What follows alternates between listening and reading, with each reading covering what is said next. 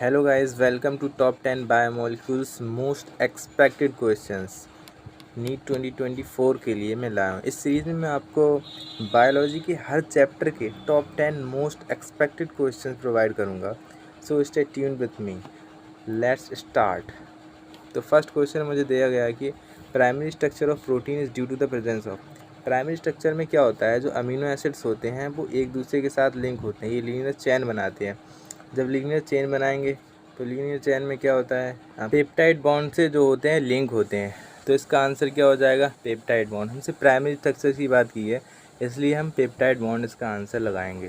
तो ठीक है, फिर सेकंड क्वेश्चन की तरफ मैं बढ़ता हूँ। तो सेकंड क्वेश्चन मुझे दे रखा है, in DNA nitrogenous bases pair with each other with the help of. Nitrogenous bases क्या होते हैं, प्यूरिन्स होते हैं और पिरिमिडीन्स होते हैं। अब ये डीएनए की बात कर रहे हैं तो डीएनए में ये एक दूसरे से हाइड्रोजन बॉन्डिंग के थ्रू जुड़े हुए होते हैं, आपको पता होगा। डीएनए के स्ट्रक्चर में हम पढ़ते हैं कि जो एडनिन और थायमीन होते हैं, वो एडनिन और थायमीन जो होता है वो डबल बॉन्ड से एसोसिएट करता है, अटैच मतलब बॉन्ड होता है। और जो साइटोसिन और ग्वानिन जो होता है वो ट्रिपल बॉन्ड के साथ एसोसिएट होता है, या कह सकते हैं कि बॉन्ड होता है। तो इसका आंसर क्या आ जाएगा, हाइड्रोजन बॉन्ड हो जाएगा। ठीक है, तो थर्ड क्वेश्चन हमारा है कि least abundant chemical component in living organism. सबसे पहली बात ही है तो lipids, ions, nucleic acid and proteins, इनकी हम बात करें तो इसमें क्या होता है, सिंपली जो लिपिड का अमाउंट होता है वो होता है 2%। न्यूक्लिक एसिड कितने होते हैं हमारे, 5 to 7% होते हैं। और जो प्रोटीन जो होता है वो 10 to 15% होते हैं। जबकि आयंस की जो दे रखी है परसेंटेज वहाँ पर कि वो 1% है। तो सबसे लीस्ट कौन से होंगे यहाँ पर, इसका आंसर होगा आयंस। ठीक है, तो आयंस सबसे लीस्ट अबंडेंट केमिकल कंपोनेंट हो जाते हैं लिविंग ऑर्गेनिज्म में। फोर्थ क्वेश्चन हमारा क्या कहता है, which of the following in the most abundant protein in animal world and whole biosphere respectively. यहाँ पे हमें क्वेश्चन ध्यान से पढ़ना है, रिस्पेक्टिवली कह रहा है। तो रिस्पेक्टिवली में सबसे पहले हमें रोबिस्को दिया है, फिर कोलेजन दिया है, फिर कोलेजन, रोबिस्को। सी में दे रखा है collagen and keratin, D both A and B. तो हमें पता है कि जो एनिमल वर्ल्ड की बात करते हैं तो यहाँ पर क्या आता है, कोलेजन आता है। ठीक है, तो एनिमल वर्ल्ड में हमारे पास कोलेजन आएगा। और जो होल बायोस्फीयर के लिए है वो सबसे फेमस एंजाइम जो है वो रोबिस्को होता है। ठीक है, तो रोबिस्को के साथ हम जाएंगे। रिस्पेक्टिवली हमें ध्यान रखना है, वरना क्वेश्चन एग्जाम हॉल में यही गड़बड़ होती है कि हम रिस्पेक्टिवली हम जो चीज़ दे रखा है हमें पता होता है कि अरे हाँ ये तो होता ही, तो डायरेक्ट हम बिना देखे आंसर पहले ही टिक कर देते हैं। तो सबसे पहली बात देखो, एनिमल वर्ल्ड के लिए क्या आ जाएगा, कोलेजन आ जाएगा, और होल बायोस्फीयर के लिए रोबिस्को। तो इसका सेकेंड आंसर हो जाएगा। ठीक है, फिर हम चलते हैं अपने फिफ्थ क्वेश्चन की ओर। Which of the following cofactor is tightly bound to apoenzyme. ये क्वेश्चन अच्छा है, अगर आपने एनसीईआरटी पढ़ी है, अच्छे से याद है आपको, तो ये आपके लिए कुछ नहीं है। ठीक है, तो सबसे पहले ऑप्शन दे रखा है मेटलाइंस और coenzymes, prosthetic group, vitamin niacin. Metal ions जो होते हैं वो ट्रांजिएंट होते हैं, मतलब वो एक्टिविटी के साथ ही जुड़ते हैं। हम ऐसे कह सकते हैं कि मेटलाइंस जो होता है वो एक्टिवेट करने का काम करता है एंजाइम को। तो ये तो टाइटली बॉन्ड नहीं हो सकता। कोएंजाइम्स, कोएंजाइम्स में क्या आता है अपना, कोएंजाइम की हम बात कर रहे हैं यहाँ पर, ये कैटालिसिस के दौरान ही एपो एंजाइम से एसोसिएट होते हैं। तो कोएंजाइम भी अपने नहीं होंगे। तो प्रोस्थेटिक ग्रुप जो होता है वो ऑर्गेनिक कंपाउंड होते हैं, ये हमेशा एपो एंजाइम के साथ में टाइटली बॉन्ड होते हैं। ठीक है, टाइटली बॉन्ड होंगे। तो अब लास्ट वाला क्या है हमारे पास, विटामिन नियासिन। विटामिन नियासिन एक कोएंजाइम है जो हम बी वाले में बात कर चुके हैं। तो इसका आंसर जो होगा वो अपना क्या हो जाएगा, सी वाला। प्रोस्थेटिक ग्रुप जो होता है वो टाइटली बॉन्ड रहता है एंजाइम के साथ। अगर इसको मैं निकाल दूंगा तो एंजाइम इनएक्टिवेट हो जाएगा। ठीक है, तो सिक्स क्वेश्चन मुझे दे रखा है, the blood concentration of glucose in normal healthy individual. अगर आपने पढ़ा है, अगर आपको एनसीईआरटी की लाइन याद है तो आपको पता होगा कि जो यूनिट है वो मिलीमोल पर लीटर है। तो यहाँ पर ये 3 एक से दे रखे हैं, तो इसमें से हमें देखना है 4.2 से 6.1। मोल पर लीटर तो होगा नहीं, 4.2 से 6.1 मिलीमोल पर लीटर, ये अपना आंसर हो जाएगा। और ये एमएल में दे रखा है तो ये तो होगा नहीं, तो सी वाला अपना आंसर हो जाएगा। यहाँ पर नॉर्मल हेल्दी इंडिविजुअल में ग्लूकोज की कंसनट्रेशन जो होती है ब्लड में वो 4.2 से 6.1 मिलीमोल पर लीटर होती है।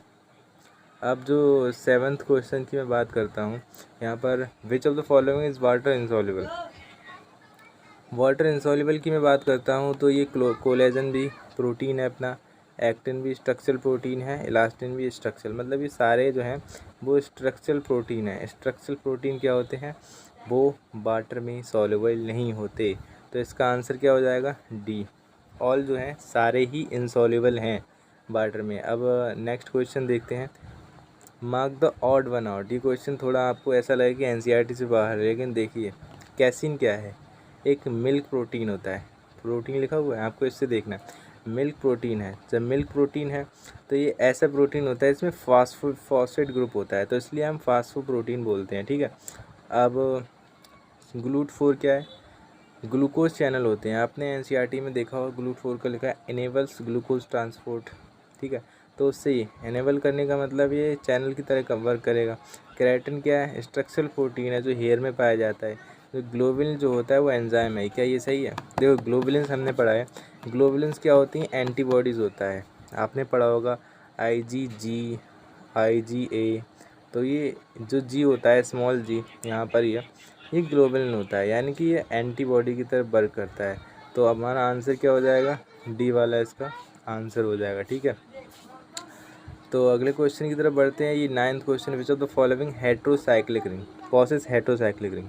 हेट्रोसाइक्लिक रिंग का मतलब क्या होता है, देखिए हेट्रोसाइक्लिक रिंग मतलब अगर जैसे बेंजीन होती है हमारी, तो बेंजीन में सारे ही कार्बन होते हैं, सारे ही कार्बन आइटम यहाँ पर जुड़े हुए होते हैं डबल बॉन्ड के साथ में, ठीक है, इस तरीके से।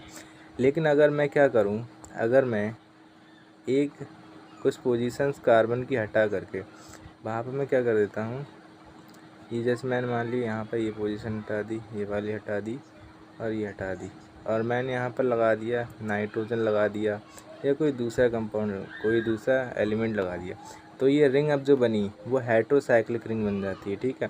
तो हेट्रोसाइक्लिक की बात कर रहे हैं, तो हेट्रोसाइक्लिक एडेनिन एक नाइट्रोजनस बेस है, नाइट्रोजनस बेसिस में जो रिंग पाई जाती है वो हेट्रोसाइक्लिक रिंग है, एनसीईआरटी में लिखा हुआ है। ग्वानिन साइटोसिन ये भी है नाइट्रोजन बेस है, थायमिन एंड यूरेसिल ये भी। तो सिंपली अगर मैं बात करूँ तो पिरिमिडीन और प्यूरिन ये दो टाइप के नाइट्रोजन बेस पाए जाते हैं और इन्हीं की ये टाइप है। तो ये सारी हेट्रोसाइक्लिक रिंग होंगे, हेट्रोसाइक्लिक रिंग प्रोसेस करते हैं, ठीक है। ये लास्ट ऑफ क्वेश्चन है, which of the following present in filtrate. इनमें से कौन जो है फिल्ट्रेट में प्रेजेंट होता है। तो सबसे पहले हमें समझना चाहिए कि फिल्ट्रेट होता क्या है, ठीक है। जैसा कि हमने पढ़ा भी है फिल्ट्रेट क्या होता है, ठीक है। तो फिल्ट्रेट जो होता है वो जो टिश्यू को हमने ग्राइंड वगैरह किया था उसका जो छना हुआ पार्ट होता है, जो छना हुआ पार्ट होता है वो फिल्ट्रेट बनाता है। और फिल्ट्रेट में कौन से क्या प्रेजेंट होता है, बायो माइक्रो मॉलिक्यूल्स प्रेजेंट होते हैं, बायो माइक्रो मॉलिक्यूल प्रेजेंट होंगे उसमें, माइक्रो वाले, ठीक है। प्लस उसमें इनऑर्गेनिक वाली चीज़ें प्रेजेंट होंगी, प्लस एलिमेंट्स वगैरह, मतलब आयंस वगैरह भी प्रेजेंट हो सकते हैं, क्योंकि आयंस वगैरह तो भी नीचे फ़िल्टर हो जाते हैं ना, तो मैक्रो मॉलिक्यूल्स थोड़ी ना रहेंगे, वो माइक्रो में आएंगे, तो जाहिर सी बात है। तो सिंपली मैं देखो यहाँ पर क्या दे रखा है कि प्रोटीन की बात करता है, प्रोटीन तो भाई मैक्रो मॉलिक्यूल है ना, वो ऊपर ही रह जाएगा, ठीक है। और फॉस्फेट क्या होता है, PO4-3, ठीक है, ये फॉस्फेट होता है। अब फॉस्फेट जो होगा वो किस में आएगा, फॉस्फेट एक आयन है, ठीक है, फॉस्फेट एक आयन है। तो आयन किस में आता है भाई, फिल्ट्रेट में आता है। आयन किस में आएगा, फिल्ट्रेट में आएगा। और फैट्स की मैं बात करता हूँ तो फैट्स जो होते हैं स्ट्रिक्टली बायो मैक्रो मॉलिक्यूल्स तो नहीं होते हैं, लेकिन ये सेल मेम्ब्रेन में प्रेजेंट होने की वजह से वेसिकल्स बना लेते हैं। तो वेसिकल्स जब बनाएंगे तो ये उसी में रह जाते हैं, वेसिकल्स बना लेते हैं, तो ये किस में रह जाएंगे, रेटिनेट में रह जाएंगे। और न्यूक्लिक एसिड तो पता ही है आपको, बायो मैक्रो मॉलिक्यूल होते हैं, ये पॉलीमर होते हैं ना। तो जो पॉलीमर जितने भी होंगे वो सारे किस में जाएंगे, पॉलीमर कौन कौन से, देखो प्रोटीन है और न्यूक्लिक एसिड है। जबकि फैट जो है पॉलीमर नहीं है, लेकिन फिर भी ये रेटिनेट में आता है। तो फिल्ट्रेट में अपना कौन आएगा, सिंपली फॉस्फेट आएंगे, फिल्ट्रेट में क्या आएगा, फॉस्फेट्स आएंगे, ठीक है। तो आज के लिए हमारे ये क्वेश्चंस हो गए, टॉप 10 जितने भी क्वेश्चंस थे सारे हमने आज कर लिए हैं। तो थैंक्स फॉर वॉचिंग एंड जुड़े रहिए मेरे साथ, स्टे ट्यून्ड। ऐसी ही वीडियोस लाता रहूँगा आपके लिए, बहुत ही इंफॉर्मेटिव होंगी एंड एजुकेशनल, दोनों टाइप्स की होंगी ये। तो सब्सक्राइब कर लीजिए चैनल को। Thanks for watching.